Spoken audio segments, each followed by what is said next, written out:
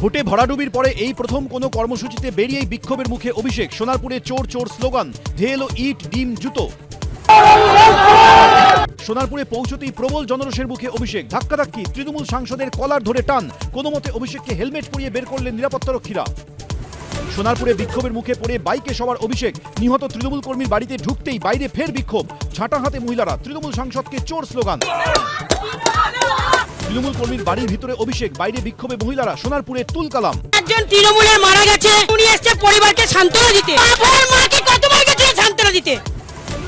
আগের সরকারের বিরুদ্ধে প্রবল ক্ষোভ। সোনারপুরে গিয়ে দফায় দফায় বিক্ষোভের মুখে অভিষেক। কেন্দ্রীয় বাহিনীকে নিয়ে ঘটনাস্থলে পুলিশ, বিক্ষোভকারীদের সরিয়ে তৃণমূল সাংসদকে উদ্ধার।